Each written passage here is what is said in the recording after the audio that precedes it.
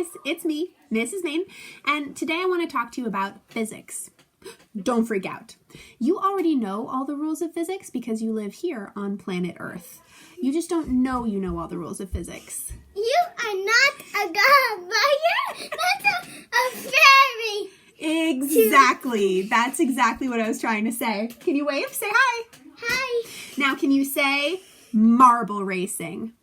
Marble racing. That's what we're doing today.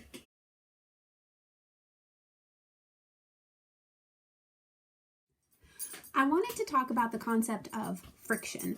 Friction is a physics concept and it's related to the concept of drag. You know lift, thrust, weight, and drag, and we factor them all in when we make our flying machines. When a flying machine flies, the air pushing back is drag. Usually we like to make our flying machine kind of pointy so it can cut through the drag the way a swimmer cuts through water.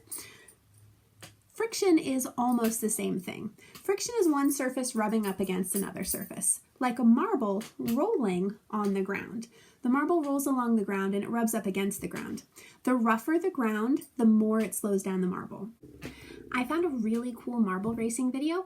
Pay attention to the marbles because they all weigh the same and they all start at the same spot, but they all end up in a very different place by the end of the race. Some of this has to do with friction. You'll notice the announcer says that it rained the night before and they've dug like a racetrack out of the sand. So some of the sand is wet and some of the sand is dry. Drier sand is rougher than wet sand, so the friction is different.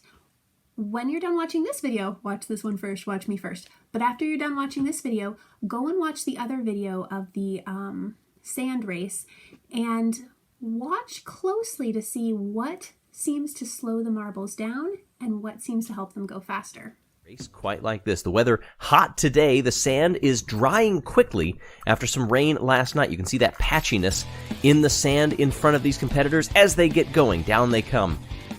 Already a quick lead and an early division between these two lines. Which is going to be the quicker of the two? It does appear to be the bottom one. Besides friction, how smooth the track is, there are some other things that you might want to try to make your racetrack super fast. It helps to start up high and let gravity help pull your marble down faster. There are also some like loops or turns you could do that could help the marble gather speed. There are special physics terms for this, but we're not going to worry about them this week. So here's your assignment. Make a marble racetrack, just like a regular ramp, and race the marble. See if you can't time it with a stopwatch or with a cell phone or something, with your iPad has a stopwatch timer on it, to see how fast it is.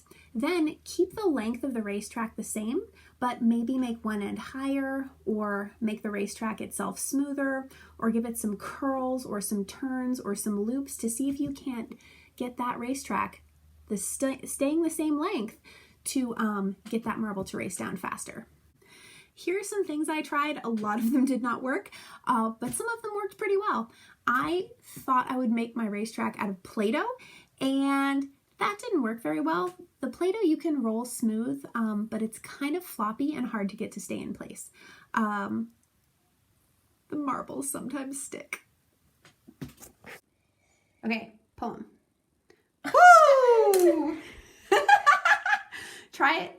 Yep. It's stuck. Knock them all. Oh man, we need more slope. You think? Yeah, you think it has to be higher? Okay, we've made lanes for an improvement, right? And we've smoothed everything out. Ooh, the blue one wins. Oh! All right, so blue's won 3 times, and yellow's won once, and green's never won. Do it again. Then I tried newspaper and I put tape along the edges because the marbles kept falling off of the strip of newspaper. I just put the newspaper up on a stack of books and I put a cup at the bottom to catch the marbles because I spent some time chasing the marbles all over the dining room floor. So that worked better and I made a basic ramp. I took this video in slow motion, by the way, so it looks even slower than it is, but here's a basic ramp. Watch the marble go down it. Boom.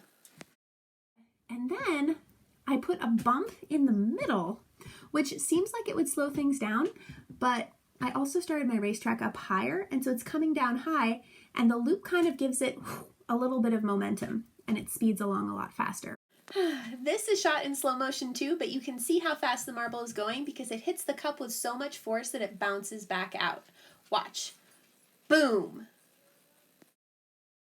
And then I tried a curve, and I thought a curve would be really cool, but paper doesn't curve very well, so mostly the marble just got stuck.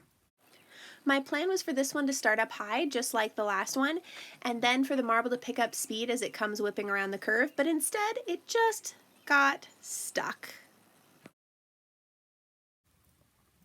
You are limited only by your imagination in what you build this racetrack out of, but try a bunch of different things and see what works.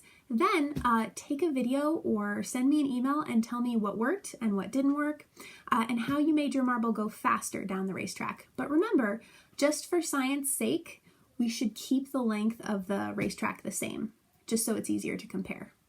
Good luck.